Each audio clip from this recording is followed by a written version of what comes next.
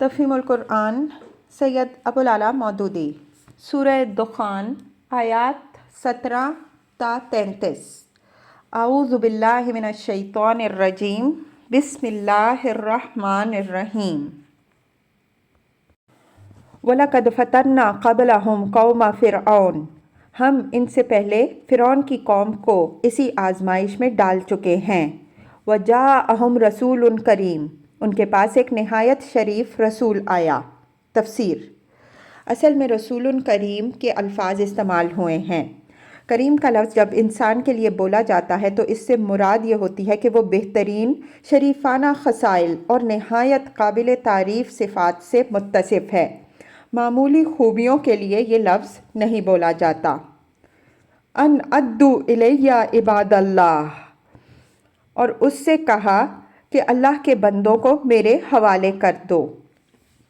تفسیر: یہ بات ابتدا ہی میں سمجھ لینی چاہیے کہ یہاں حضرت موسیٰ علیہ السلام کے جو اقوال نقل کیے جا رہے ہیں وہ ایک وقت میں ایک ہی مسلسل تقریر کے اجزاء نہیں ہیں، بلکہ سالہ سال کے دوران میں مختلف مواقع پر جو باتیں انہوں نے فرعون اور اس کے اہل دربار سے کہی تھیں ان کا خلاصہ چند فقروں میں بیان کیا جا رہا ہے۔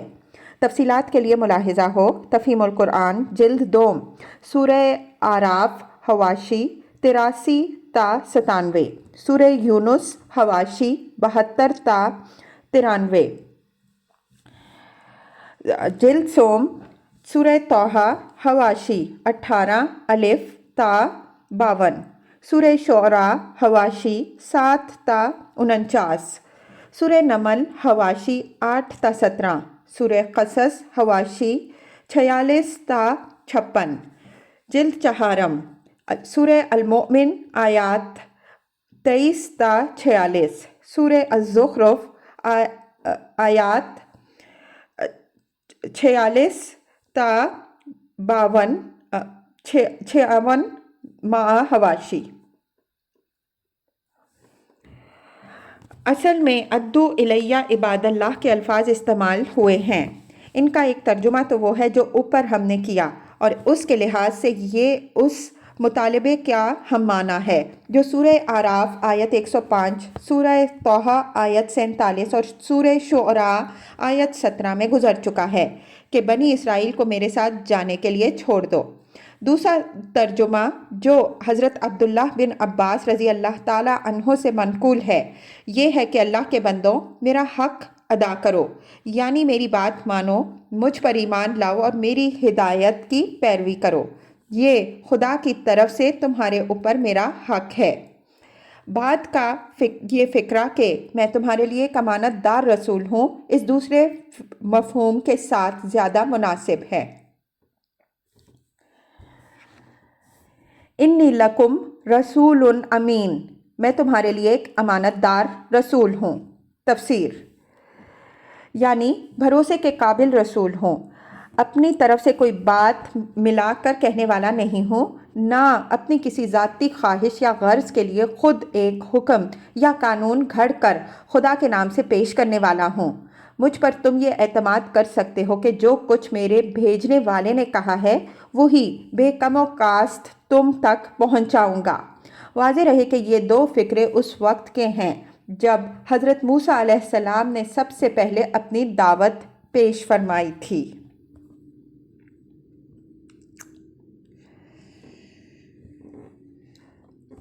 وَأَلَّا تَعْلُوا عَلَى اللَّهِ، اللہ کے مقابلے میں سرکشی نہ کرو۔ انی آتیکم بسلطان مبین، میں تمہارے سامنے اپنی ماموریت کی صریح سند پیش کرتا ہوں۔ تفسیر: دوسرے الفاظ میں اس کا مطلب یہ ہے کہ میرے مقابلے میں جو سرکشی تم کر رہے ہو یہ دراصل اللہ کے مقابلے میں سرکشی ہے، کیونکہ میری جن باتوں پر تم بگڑ رہے ہو وہ میری نہیں بلکہ اللہ کی باتیں ہیں، اور میں اسی کے رسول کی حیثیت سے انہیں بیان کر رہا ہوں۔ اگر تمہیں اس میں شک ہے کہ میں اللہ کا بھیجا ہوا ہوں یا نہیں تو میں تمہارے سامنے اپنے مامور من اللہ ہونے کی صریح سند پیش کرتا ہوں۔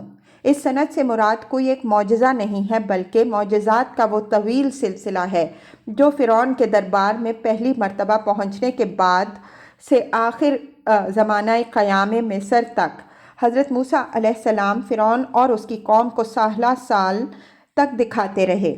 जिस सनद को भी उन लोगों ने झुटलाया उससे बढ़कर सरीह सनद आप पेश करते चले गए। तशरीह के लिए मुलाहिज़ा हो तफ़हीमुल कुरान जिल्द 4 सूरह अज़्ज़ुख़रुफ़ हवाशी नंबर 42 ता 43।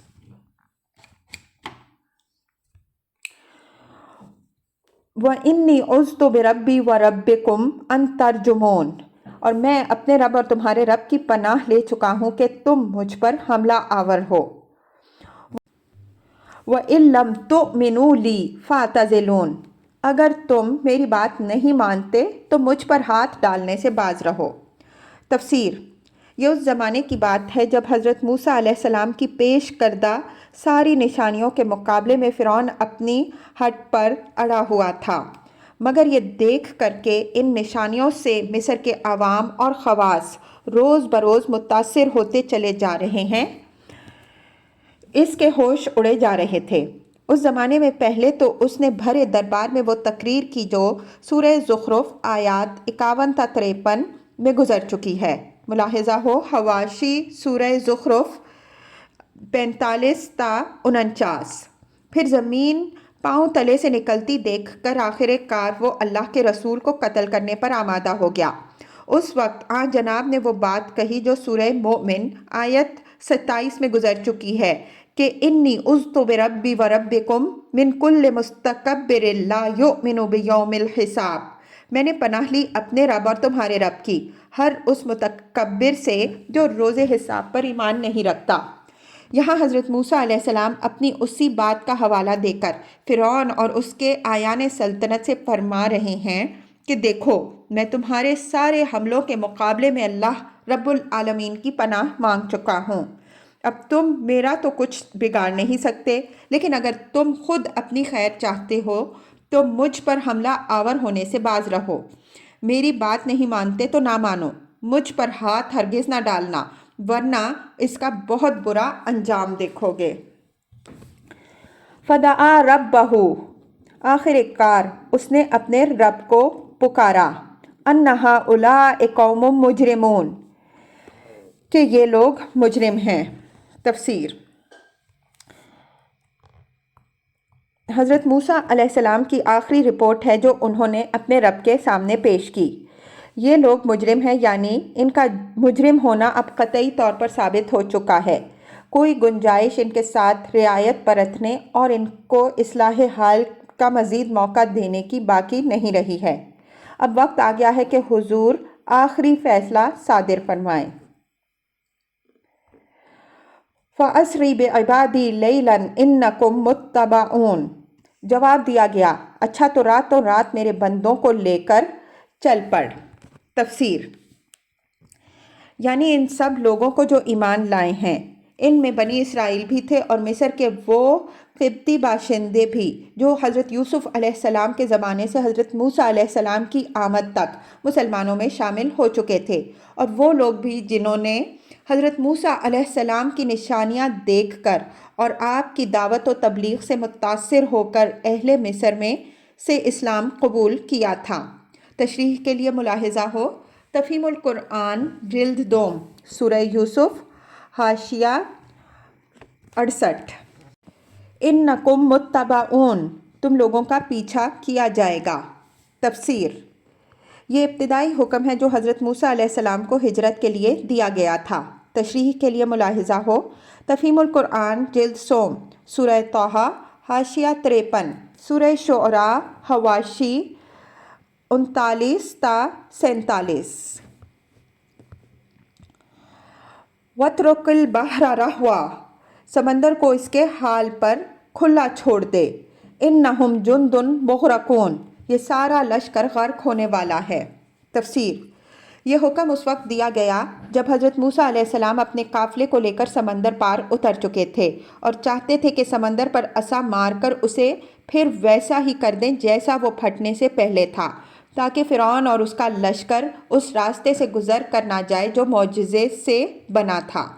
उस वक्त फरमाया कि ऐसा ना करो, اس کو اسی طرح پھٹا کا پھٹا رہنے دو تاکہ فرعون اپنے لشکر سمیت اس راستے میں اتر آئے، پھر سمندر کو چھوڑ دیا جائے گا اور یہ پوری فوج غرق کر دی جائے گی۔ مزید تشریح کے لیے ملاحظہ ہو تفہیم القرآن جلد سوم، سورہ طٰہٰ حواشی 53 تا 54، سورہ شعراء حاشیہ 47۔ کم ترکوا من جنات و عیون، کتنے ہی باغ اور چشمے انہوں نے چھوڑے، وزروع و مقام کریم، اور کھیت اور شاندار محل جو وہ چھوڑ گئے، ونعمت کانوا فیہا فاکہین، کتنے ہی عیش کے سر و سامان جن میں وہ مزے کر رہے تھے ان کے پیچھے دھرے رہ گئے۔ کذالک، یہ ہوا ان کا انجام۔ وَأَوْرَثْنَاهَا قَوْمًا آخَرِينَ، اور ہم نے دوسروں کو ان چیزوں کا وارث بنا دیا۔ تفسیر: حضرت حسن بصری رحمہ اللہ کہتے ہیں کہ اس سے مراد بنی اسرائیل ہیں جنہیں اللہ تعالیٰ نے قوم فرعون کے بعد مصر کی سرزمین کا وارث بنا دیا، اور قتادہ رحمہ اللہ کہتے ہیں کہ اس سے مراد وہ دوسرے لوگ ہیں جو آل فرعون کے بعد مصر کے وارث ہوئے، کیونکہ تاریخوں میں کہیں بھی یہ ذکر نہیں ملتا کہ مصر سے نکلنے کے بعد بنی اسرائیل کبھی واپس بھی وہاں گئے ہوں گے اور اس سرزمین کے وارث ہوئے ہوں گے۔ یہی اختلاف بعد کے مفسرین میں بھی پایا جاتا ہے۔ تفصیلی بحث کے لیے ملاحظہ ہو تفہیم القرآن جلد سوم، سورہ شعراء حاشیہ 45۔ فما بکت علیہم السماء والارض، پھر نہ آسمان ان پر رویا اور نہ زمین۔ تفسیر: یعنی جب وہ حکمران تھے تو ان کی عظمت کے ڈنکے بج رہے تھے، ان کی حمد و ثنا کے ترانوں سے دنیا گونج رہی تھی، خوشامدیوں کے جمگھٹے ان کے آگے اور پیچھے لگے رہتے تھے، ان کی وہ ہوا باندھی جاتی تھی کہ گویا ایک عالم ان کے کمالات کا گرویدہ اور ان کے احسانات کا زیر بار ہے، اور ان سے بڑھ کر دنیا میں کوئی مقبول نہیں، مگر جب وہ گرے تو کوئی آنکھ ان کے لیے رونے والی نہ تھی، بلکہ دنیا نے ایسا اطمینان کا سانس لیا کہ گویا ایک کانٹا تھا جو اس کے پہلو سے نکل گیا۔ ظاہر ہے کہ انہوں نے نہ خلق خدا کے ساتھ کوئی بھلائی کی تھی نہ کہ زمین والے ان کے لیے روتے، نہ خدا کی خوشنودی کا کوئی کام کیا تھا کہ آسمان والوں کو ان کی ہلاکت پر افسوس ہوتا۔ جب تک مشیت الہی سے ان کی رسی دراز ہوتی رہی، وہ زمین کے سینے پر مونگ ڈلتے رہے، جب ان کے جرائم حد سے گزر گئے تو اس طرح اٹھا کر پھینک دیے گئے جیسے کوڑا کرکٹ پھینکا جاتا ہے۔ وما کانوا منظرین، اور ذرا سی مہلت بھی ان کو نہ دی گئی۔ وَلَقَدْ نَجَّيْنَا بَنِي إِسْرَائِيلَ مِنَ الْعَذَابِ الْمُهِينِ، اس طرح بنی اسرائیل کو ہم نے سخت ذلت کے عذاب سے نجات دی۔ من فرعون، فرعون سے نجات دی۔ تفسیر: یعنی فرعون بجائے خود ان کے لیے ذلت کا عذاب تھا اور دوسرے تمام عذاب اسی ایک عذاب مجسم کے شاخسانے تھے۔ اِنَّهُ كَانَ عَالِيًا مِنَ الْمُسْرِفِينَ، جو حد سے گزر جانے والوں میں فی الواقع بڑے اونچے درجے کا آدمی تھا۔ تفسیر: اس میں ایک لطیف طنز ہے کفار قریش کے سرداروں پر، مطلب یہ ہے کہ حد بندگی سے تجاوز کر جانے والوں میں تمہارا مرتبہ اور مکان ہی کیا ہے۔